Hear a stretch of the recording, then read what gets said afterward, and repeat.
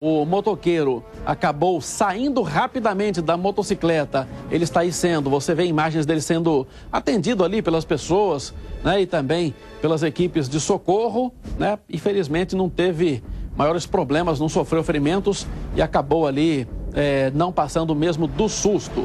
Você vê o momento em que uma equipe ali chega para atender a ocorrência e, portanto, acabou provocando ali um certo pânico, um corre-corre na rodovia Anhanguera, na altura de Sumaré, hoje pela manhã.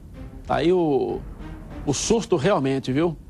O problema ali é que a Anhanguera, né, quase todas as estradas da região, e a rodovia Anhanguera também, nesse momento, tem muitas obras. Rodovia Dom Pedro, a rodovia Anhanguera. E aí, quando acontece um acidente, já complica um pouco mais e acaba comprometendo toda a situação. Bom, nós vamos fazer uma pausa aqui, mas o intervalo é muito rápido. Você pode marcar no relógio aí, é bem rápido. Brasil Urgente tem outros assuntos importantes a tratar aqui nesta edição, um pouco mais curta hoje. Não saia daí, a gente volta já.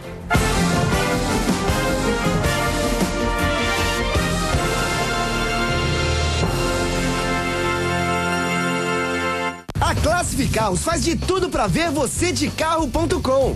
Seminovos com 1 ano de garantia. Entrada parcelada sem juros. E a primeira parcela do financiamento só para 2014. Seminovos com parcelas a partir de R$ 399. Visite loja em Campinas, Rua Carolina Florense, 410. Ou ligue 3243-6665. Acesse vocêdecarro.com. Classific Carros. Como se vestir e se comportar. Como é que você se sente estando ali no palco, sendo referência e inspiração para essa juventude que veio te assistir? Muitas vezes a letra e o ritmo dão o tom da moda. Quem faz heavy metal, quem é metaleiro, tem cabelo comprido. Mas dessa vez também tem um careca. Vamos sentir na pele como os diferentes estilos musicais influenciam seus fãs. Falaram que é uma música, é um ritmo, é uma moda. O que é o Arrocha? Nesta terça, 10h30 da noite, a Liga.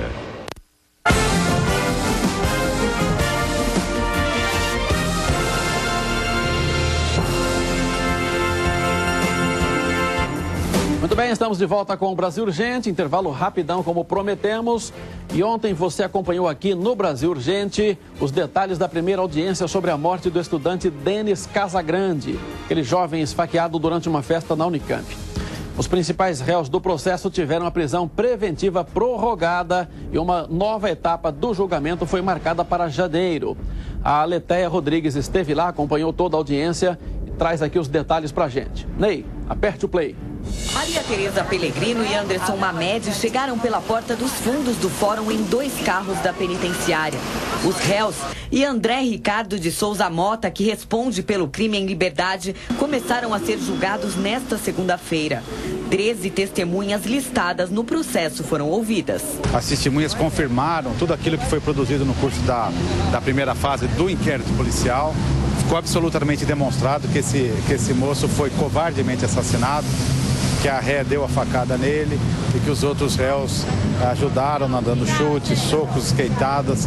Isso está demonstrado tanto pela prova testemunhal que foi produzida aqui hoje, como pelos laudos que foram produzidos. Maria Tereza e Anderson acompanharam a sessão.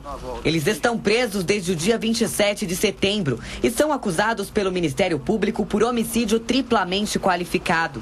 Os jovens estão envolvidos no assassinato do estudante da Unicamp, Denis Papa Casagrande, de 21 anos. O jovem foi morto com uma facada no coração durante uma briga em uma festa no campus da universidade no dia 21 de setembro deste ano. As provas deixam absolutamente claro que eles praticaram um covarde crime de homicídio triplamente qualificado contra esse moço que não fez nada contra eles. A confusão teria começado porque os denunciados imaginaram que a vítima pudesse ter incomodado Maria Tereza enquanto ela urinava. A acusada foi indiciada como autora do crime. Ela confessou ter dado a facada em Denis, mas alegou legítima defesa e disse ter sido agarrada pelo estudante. A versão não convenceu a polícia. O namorado dela, Anderson Mamed, foi indiciado como coautor do assassinato. Ele admitiu ter agredido a vítima com golpes de skate. André Ricardo de Souza Mota também foi apontado como coautor e responde pelo crime em liberdade. Denis foi linchado por cerca de 15 minutos. E durante a confusão, testemunhas contaram que punks do mesmo grupo dos indiciados ficaram ao redor da vítima enquanto ela apanhava, para impedir que o jovem fosse socorrido. Ela deu a facada e eles auxiliaram, estando com ela o tempo inteiro, dando apoio moral, auxiliando-a. E aí deram golpes de socos, chutes, esqueitadas. Esse moço foi severamente agredido quando ele estava caído no chão. Depois de quase 6 horas de depoimentos, o juiz acatou o pedido de prorrogação da prisão de Maria Tereza e Anderson Mamed, feito pelo promotor. A prisão foi necessária para a instrução do inquérito policial e continua necessária também para garantir a ordem pública. Ainda de acordo com o promotor, foi decidido que André Ricardo continue respondendo pelo crime em liberdade. Eu fiz um pedido de prisão dele quando eu propus ação penal. O magistrado entendeu que não havia outros elementos para que a prisão fosse decretada. Então ele tem o direito de aguardar o processo em liberdade. Ele aguarda o processo em liberdade até que eventualmente ele seja condenado. A segunda parte da audiência de instrução vai acontecer no próximo dia 15 de janeiro. Nessa data, vão ser ouvidas mais 2 testemunhas e os 3 réus. O juiz também vai decidir durante a sessão se os acusados vão a júri popular. Tenho para mim que os réus serão levados a júri popular e aí a sociedade vai poder decidir se a conduta deles é realmente de um homicídio triplamente qualificado. Do lado de fora do Fórum Central, amigos e familiares de Denis aguardavam o fim da audiência. Com faixas e cartazes, eles homenagearam o estudante e pediram justiça. Nós estamos aqui para pedir justiça e porque a gente confia, até agora foi feito um bom trabalho e a gente confia muito que esse trabalho vai ter continuidade, tá? Então o que eu posso fazer para o meu filho agora é essa luta. Muito abalada, a mãe do estudante falou como é viver sem a presença do filho. Principalmente nessa época de Natal, de final de ano, a nossa família está muito fragilizada porque todos nós fomos assassinados junto com ele. Olha, a família tem razão porque a polícia e o Ministério Público fizeram realmente um bom trabalho neste caso aí de investigação, que segundo o Ministério Público, praticamente as provas colhidas desmontam a tese de que a assassina e os coautores do crime agiram em legítima defesa.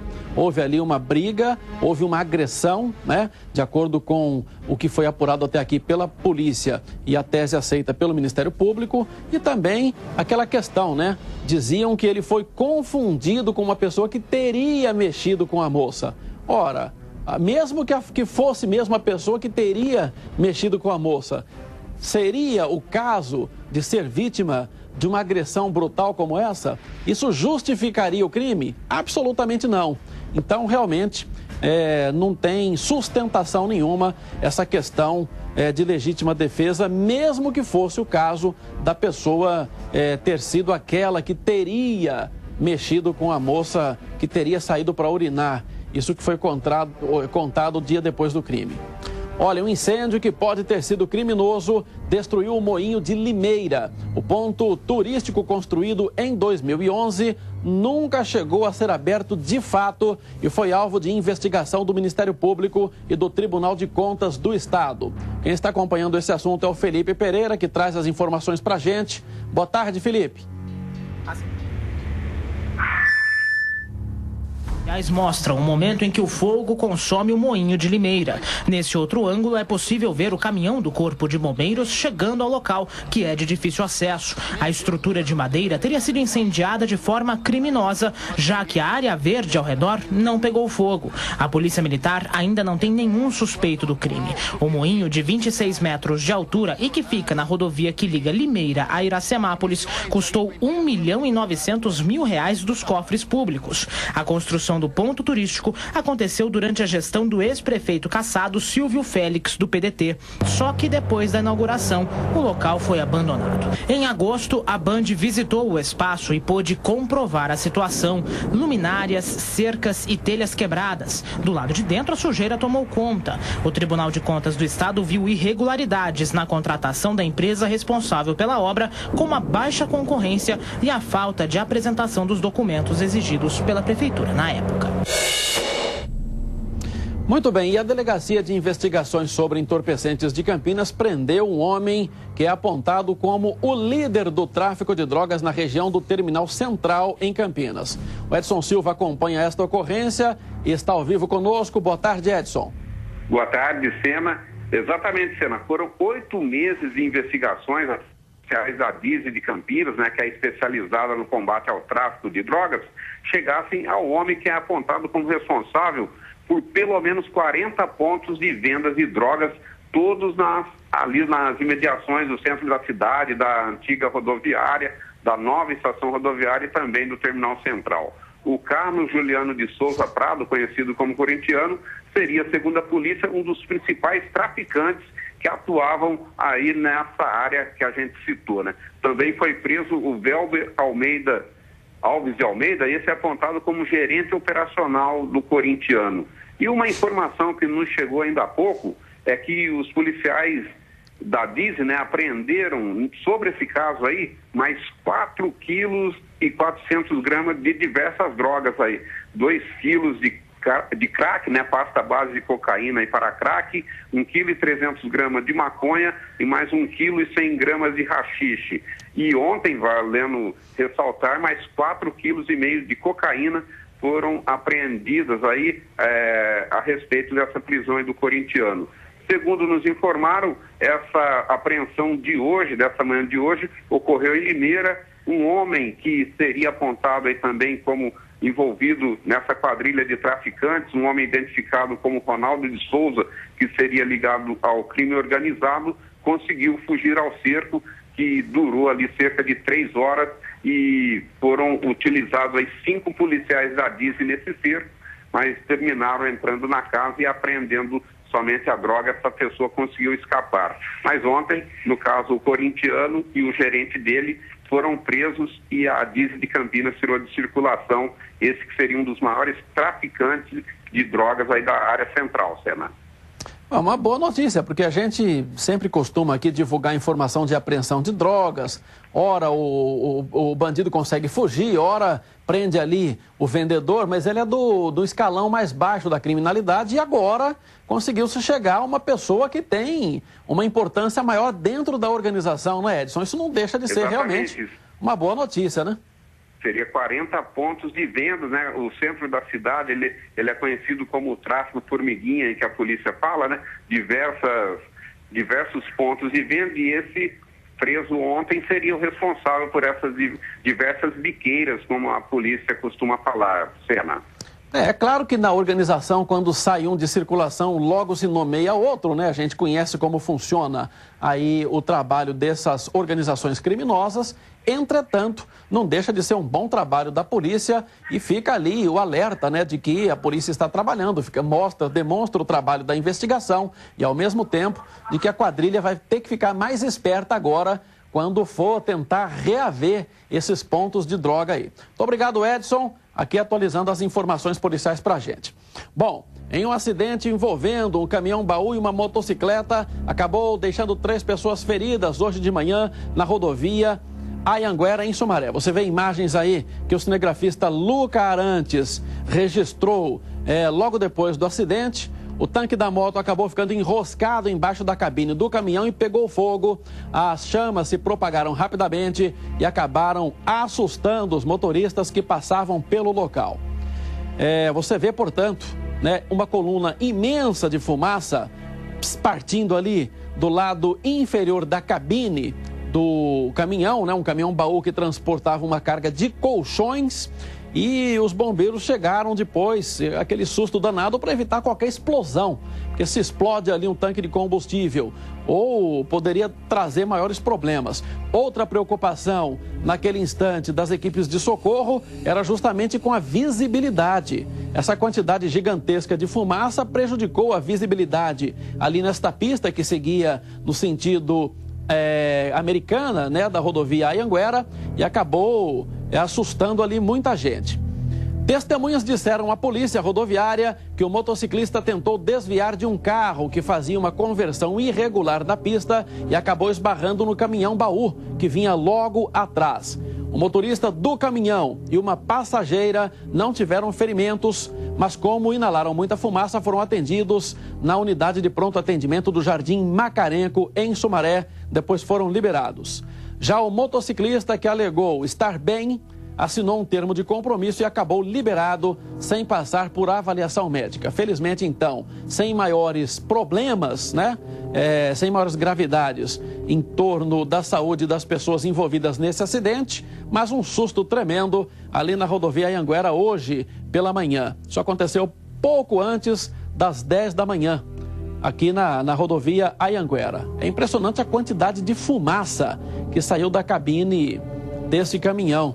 O cinegrafista Luca Arantes estava com a repórter Lucimeire Ramalho, indo fazer uma outra reportagem aqui, né, para os nossos telejornais, e passava pelo local que já estava congestionado, já tinha a impossibilidade de chegar até ali, mas ele do viaduto, onde conseguiu se posicionar, captou essas imagens aqui para a gente. Então, a gente acabou aí checando as informações e felizmente não houve maiores problemas, como dissemos, para a saúde dos envolvidos. Muito bem, mudando um pouquinho aqui de assunto, a ação de uma quadrilha que tentou roubar um caminhão que transportava uma carga de celulares terminou em tiroteio, corre-corre, muita confusão hoje de manhã na rodovia dos Bandeirantes. Os bandidos usavam armamento pesado e enfrentaram a bala a equipe da Polícia Rodoviária. Mas os PMs conseguiram evitar o assalto. A Andréa Marques esteve lá, acompanhou a movimentação e traz pra gente. Ney, aperte o play. A ação foi na rodovia dos Bandeirantes. O alvo dos criminosos era esta carga avaliada em R$1,5 milhão de reais. O caminhão estava carregado com aparelhos celulares e seguia sentido Jundiaí com uma escolta de empresa particular. A quadrilha cercou os carros e prendeu os motoristas.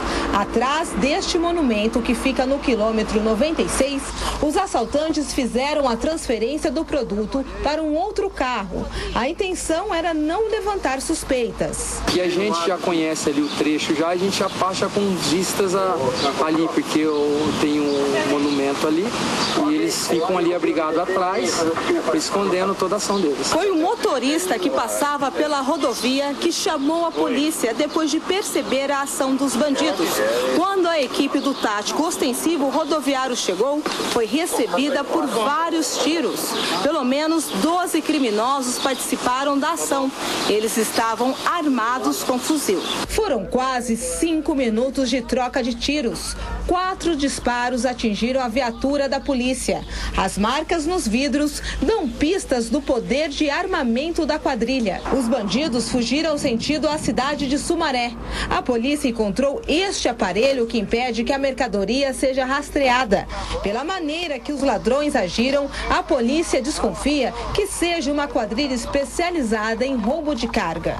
Organização, porque enquanto estava fazendo o transporte da carga, tinha 2 indivíduos armados de fuzil, com balaclava e colete fazendo a segurança. Ninguém ficou ferido. Os reféns foram libertados e toda a carga é recuperada pela polícia. Já os criminosos fugiram com as armas da equipe da escolta.